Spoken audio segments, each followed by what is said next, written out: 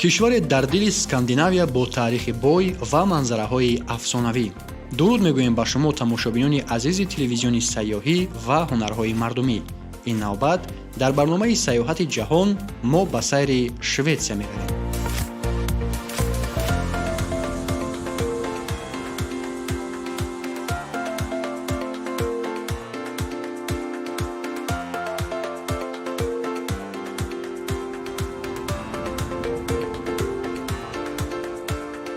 шветсияро наметавон танҳо як кишвари аврупоӣ номид.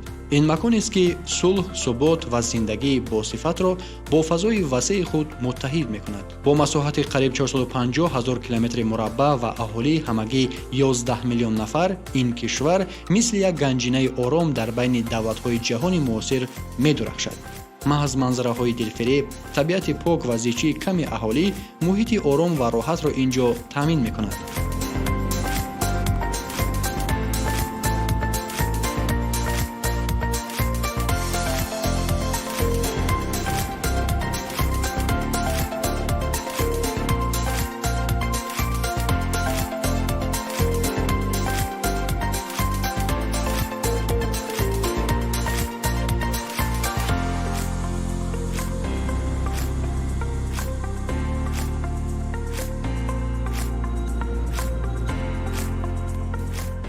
пойтахти Шветсия, шаҳри Стокҳолм, бештар аз як маркази сиёсиву иқтисодӣ аст.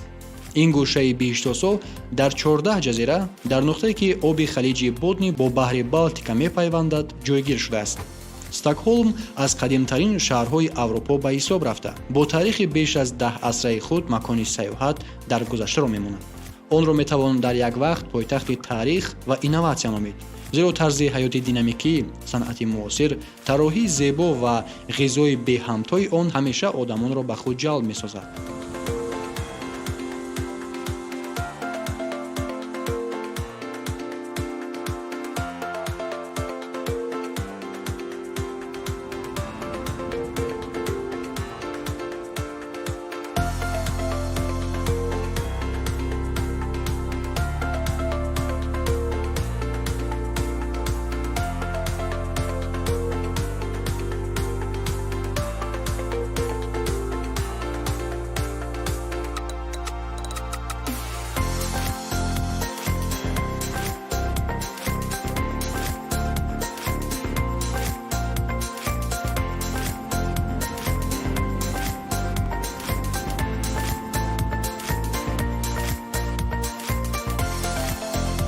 шаҳр манзараи нотакрори худро аз обҳои тозаи Балтика ва меъмории хос мегирад. баҳри Балтика инчунин онро бо пойтахтҳои дигари беназир мисли Хелсинг ва Таллин мепайвандад. сафарҳо бо роҳи баҳрӣ байни ин шаҳрҳо ба сайёҳон имконият медиҳанд ки бо табиати зебо ва муҳити ороми ин гӯшаҳои Аврупо бештар ошно шаванд.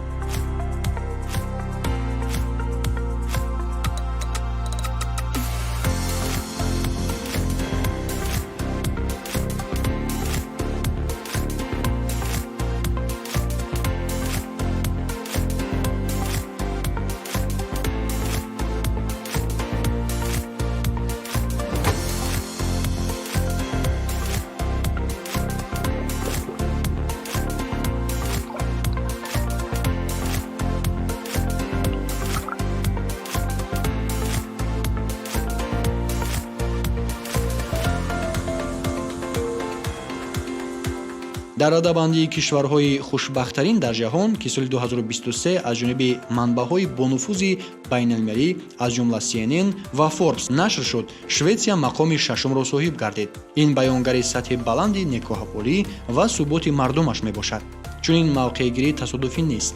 шветсия бештар аз 200 сол боз худро аз ҷанг ва муноқишаҳои низомӣ дур нигоҳ медорад, ки ин кишварро ба яке аз намунаҳои беҳтарини кишварҳои сулҳҷӯ дар ҷаҳон табдил додааст.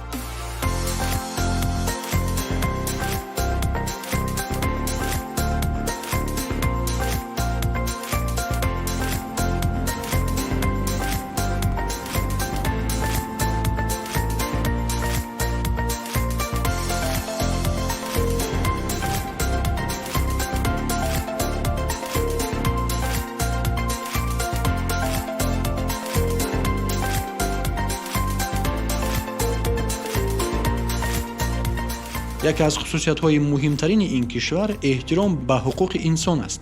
Масалан, дар муносибат бо кӯдакон Шветсия ба яке аз пешсафони ҷаҳонӣ табдил ёфтааст. таълим ва тарбияи кӯдакон дар асоси эҳтиром ва меҳнатдӯстӣ сохта шудааст.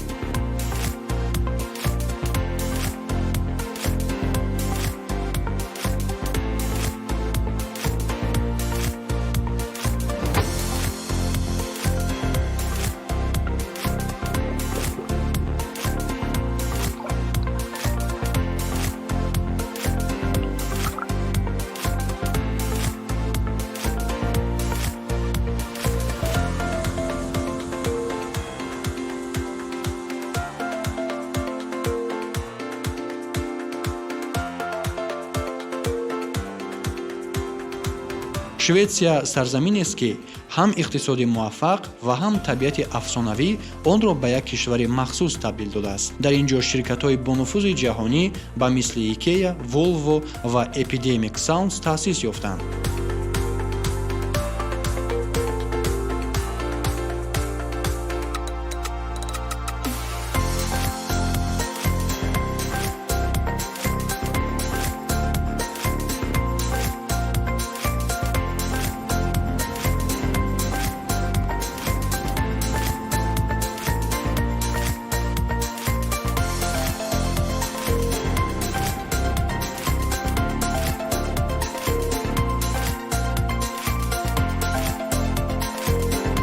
агар ба меъморӣ назар афканем, Шветсия бо биноҳои сурухранги хиштин, сақфҳои секунҷашакл ва кӯчаҳои тозаву обод шинохта мешавад.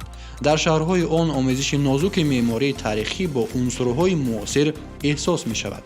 Стокҳолм пойтахти кишвар ҳам шукӯҳи қалъаҳои қадимиро дорост ва ҳам шаҳрест ки пайваста рӯ ба пешрафт мебошад.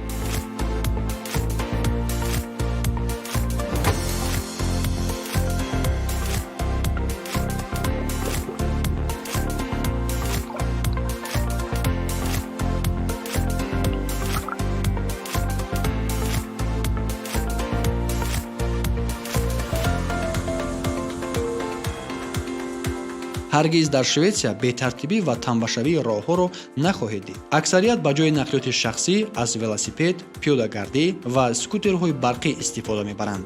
ин на танҳо ҳаракатро осон мекунад, балки муҳити зистро низ тозаю озода нигоҳ медорад. вале онҳое ки нақлиёт доранд, асосан нақлиёти бо бағоҷҳои калонро интихоб мекунанд, зеро табиати зебо ва фаровонии ҷангалҳо, кӯлҳо ва майдонҳои кушод сабаби бештар ба саёҳат баромадан мегардад. бисёр оилаҳои шведӣ рӯзҳои истироҳатро дар чунин мошинҳо дар муҳити табиӣ мегузаронанд. хаймазанӣ, барбекю ва сайру гашт ҷузъи фарҳангии онҳо гаштааст.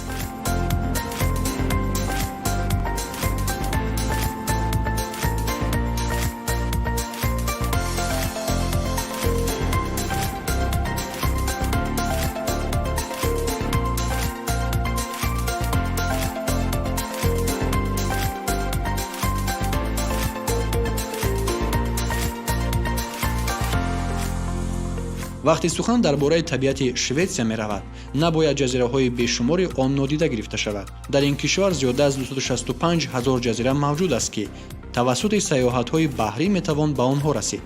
аксари онҳо беаҳолӣ ҳастанд ва барои истироҳати оромона ва дур аз ҳаёти шаҳрӣ беҳтарин макон ба ҳисоб мераванд. танҳо як сайри кӯтоҳ дар баҳр ва тамошои манзараҳои дилфиреби Стокҳолм метавонад тамоми хастагии рӯзгорро бароварда созад.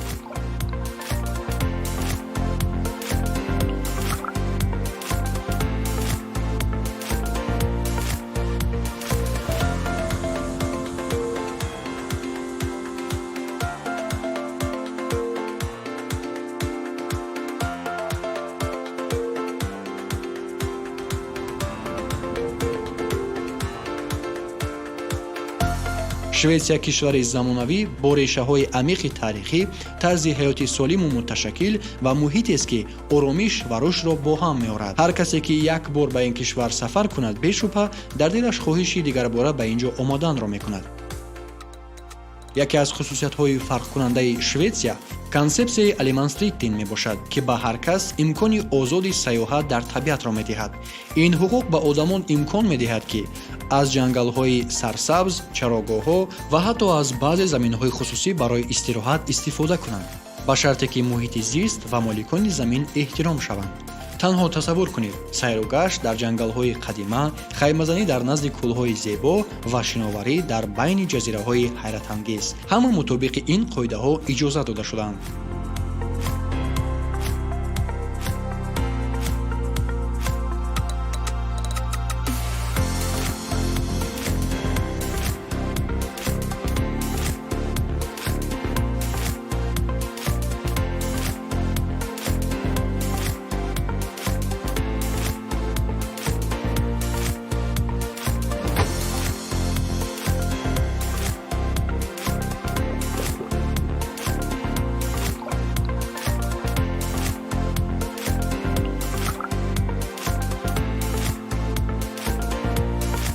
зиндагии шведиҳо баробар ҳуқуқӣ ва имкониятҳои баробарро дар бар мегирад, вале асосан ба фалсафаи лагом, яъне ҳамоҳангӣ ва мӯътадил будан такя мекунад.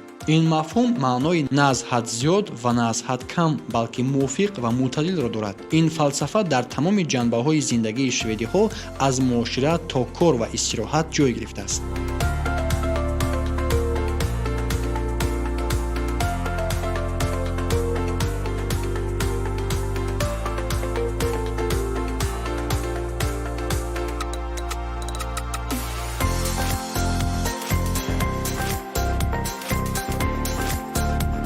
шведҳо зиндагӣ дар ҳамоҳангӣ бо табиатро дӯст медоранд ва ҳамеша кӯшиш мекунанд муҳити атрофро ҳифз намоянд. ҳангоми сохтмони биноҳо ё рушди шаҳрҳо онҳо ҳифзи табиатро ба назар мегиранд. ҳатто суруди миллии Шветсия дар баргирандаи эҳтиром ба табиат аст. ватани зебои ман осмон, офтоб ва заминҳои сабзатро шодбош мегӯям.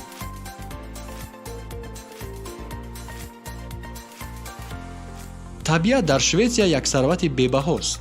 дар тамоми гӯшаҳои он меваҳои худрӯй, гиёҳҳои фоиданок ва дигар неъматҳои табиат ба фаровонӣ мероянд. шведҳо онҳоро ҷамъоварӣ намуда барои чой ва дигар ниёзҳои рӯзмарра истифода мебаранд.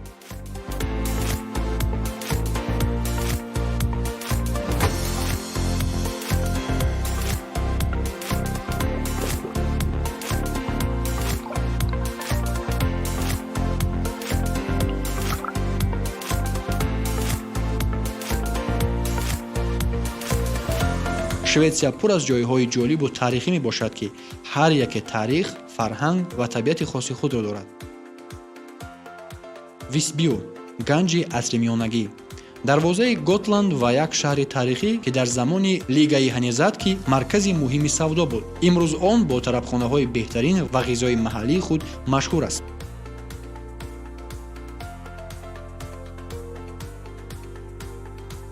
упсала, маркази фарҳангии Шветсия, шаҳри таърихӣ, ки бо калисои бузурги худ ва биноҳои шукӯҳманд маъруф аст. қасри Упсала ва дарёи Фюрис манзараи шаҳрро боз ҳам ҷолибтар мекунанд.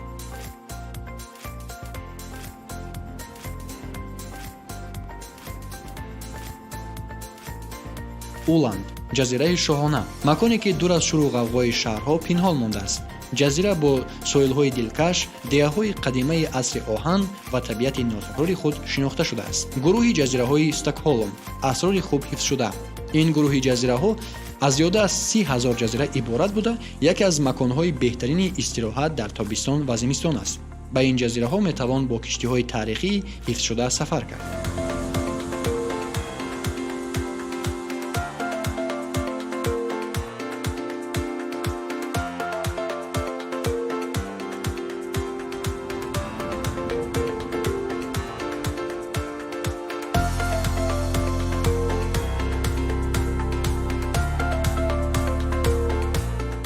гатеборг, шаҳри дуввуми калонтарини Шветсия, бо фазои самимӣ ва муҳити дӯстонааш маъруф аст. ҷазираҳои шаҳрӣ, кӯчаҳои зебо ва боғҳои шукӯҳманди он макони беҳтарин барои сайругашт мебошанд.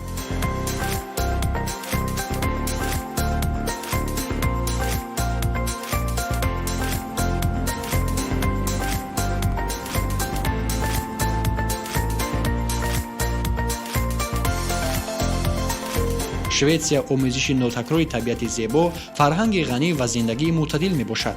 аз устувории экологӣ то сатҳи баланди зиндагӣ ва эҳтироми ҳуқуқҳои инсон, ин кишвар макони беҳтарин барои сайёҳат ва шиносоӣ бо тарзи зиндагии мутавозин аст.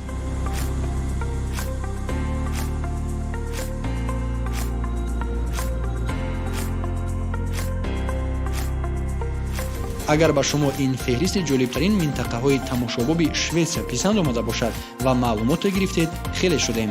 Бо умеди сайёҳат боз ба дигар кишварҳои дунё ва ҷустуҷӯи маълумотҳои наву ҷолиб то барномаҳои ояндаи Сайёҳати ҷаҳон.